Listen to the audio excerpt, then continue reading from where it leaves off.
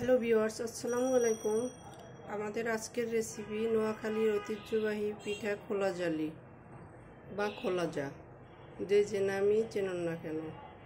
তো চলুন রেসিপিটি শুরু করা যাক।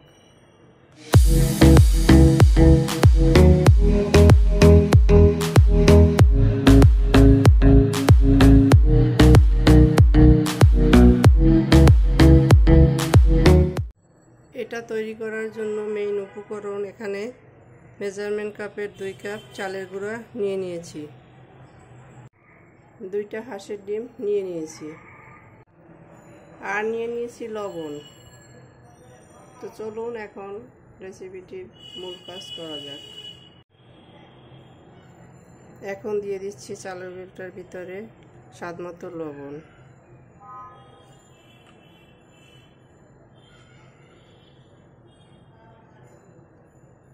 লবণটাকে গুঁড়ার সাথে মিক্স করে নিচ্ছি।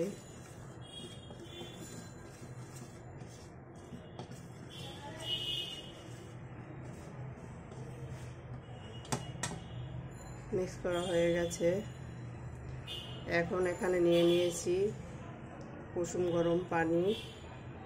এটা দিয়ে আস্তে আস্তে অল্প অল্প দিব আর এটা থেকে মিশিয়ে নেব।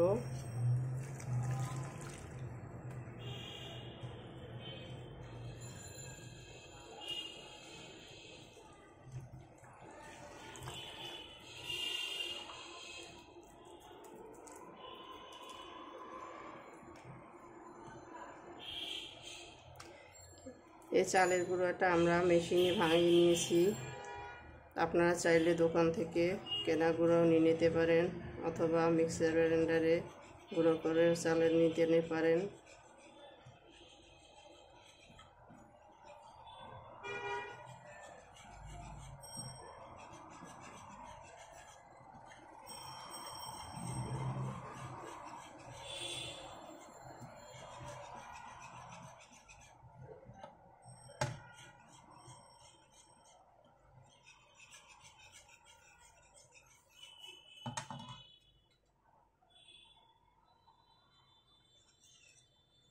এখানে আমি প্রায় 2 কাপের মতো পানি দিয়ে দিয়েছি। এখন এটাকে রেস্টে রেখে দিব 10 মিনিট। তো ফিরে আসছি 10 মিনিট পরে। ফিরে এলাম 10 মিনিট পরে। ঢাকনাটা তুলে নিচ্ছি।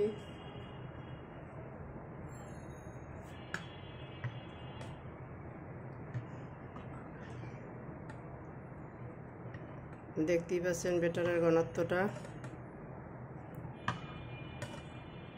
এটাতে এখনই আর কোনো পানি দেওয়া যাবে না। এখন এটাকে সরিয়ে রাখছি। ডিম দুটোকে ভেঙে নিচ্ছি। ডিম দুটো ভেঙে নিয়েছি। এখন এটাকে ভালোভাবে বিট করে নিব।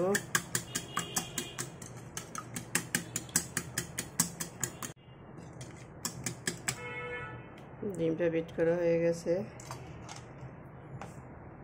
এখন চালের ডোরের ভিতরে এটাকে ঢেলে দিচ্ছি।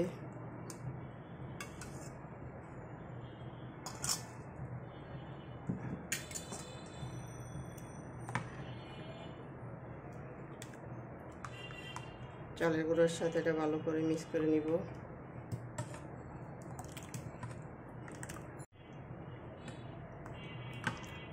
ডিমটা মিশিয়ে নেওয়া হয়ে গেছে। দেখতেই পাচ্ছেন এটা অনেকটা ঘন। তাই এখানে আমি আরও পানি দিয়ে দিচ্ছি।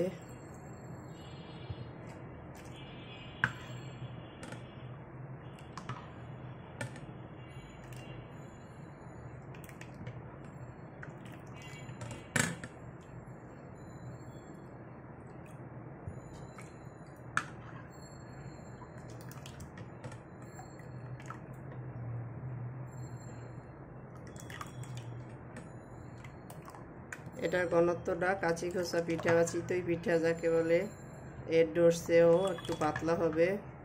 দেখতেই পাচ্ছেন এই যে চামচটা উল্টালে এর উপর থেকে পাতলা একটা লেয়ার পড়ছে, এরকম পাতলা হবে। আমি এখানে মোট 2 কাপ গুঁড়োর জন্য 3 কাপ পানি নিয়েছি। এটা সঠিক বলা যায় না, গুঁড়োটা যার যেমন থাকবে সেটা বুঝে নেবেন। কারো শুকনো গুঁড়ো থাকলে পানি বেশিও লাগতে পারে, তো আমাদের এটা রেডি। এখন আমরা কিচেনে চলে যাব। তো কিচেনে যাওয়া যাক। কিচেনে এসে চুলায় একটা প্যান বসিয়ে দিয়েছি, এটা টিস্যু দিয়ে মুছে নিচ্ছি।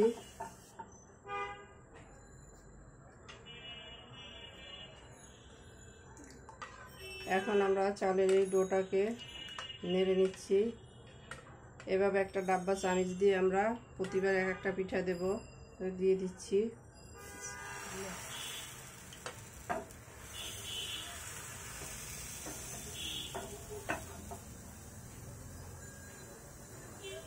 এটাতে আমরা ঢাকনা দিব না, ঢাকনা দেওয়ার কোনো প্রয়োজন হয় না, এটা কয়েক সেকেন্ডের ভিতরই হয়ে যাবে।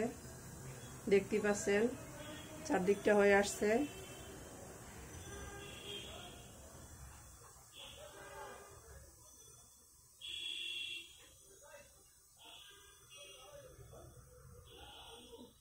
চারদিক থেকে উঠে আসছে,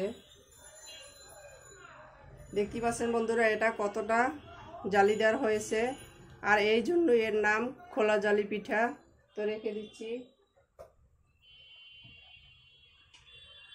প্রতিবার নেড়ে দিব এবং তাওয়াটাকে একটু মুছে দিব।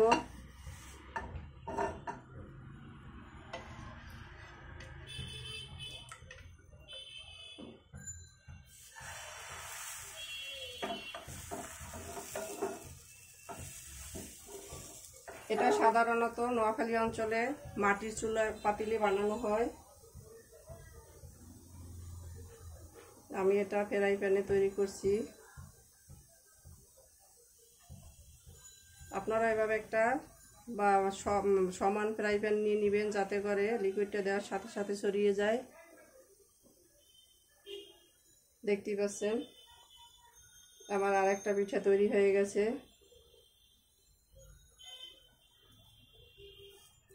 এটা কতটা জালিদার হয়েছে খুব কাছে থেকে দেখাচ্ছি। রেখে দিচ্ছি এটাকে।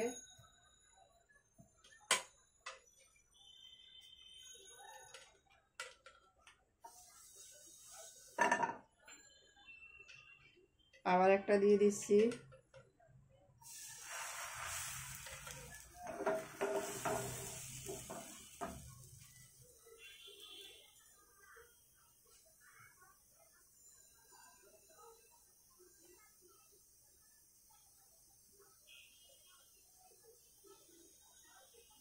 এগুলো তৈরি করতে খুব একটা সময় লাগে না, দেখতেই পাচ্ছেন খুব সহজে এগুলো তৈরি হয়ে যাচ্ছে।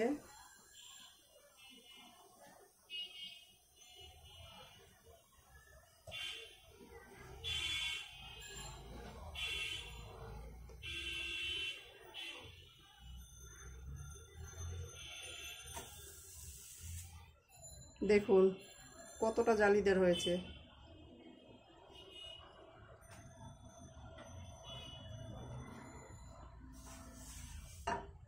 এভাবে আমরা সবগুলো পিঠা তৈরি করে নিব।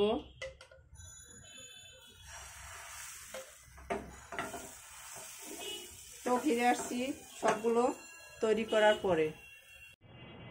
আমাদের সবগুলো পিঠে বানানো শেষ, দেখতেই পাচ্ছেন সব পিঠেগুলো এক সাইজ হয়েছে। আর এটা কতটা জালিদার হয়েছে। এখন আমরা এগুলোকে সার্ভ করে নিব। তো চলুন সার্ভ করে নেওয়া যাক। সার্ভ করে নিলাম আমরা আমাদের খোলা জালি পিঠা। এটা আমরা গরুর পায়ার সাথে সার্ভ করেছি। এটা সবজি মাংস সব কিছুর সাথেই খুব ভালো লাগে। আপনারা আপনাদের খুশি মতো সার্ভ করবেন। তো আমাদের রেসিপি ভিডিওটি যদি আপনাদের ভালো লেগে থাকে কমেন্ট সেকশনে জানিয়ে দিবেন। আমাদের ভিডিওটি ফলো করে আপনারাও তৈরি করে দেখবেন। সাবস্ক্রাইব করে আমাদের পাশে থাকবেন। আল্লাহ হাফেজ।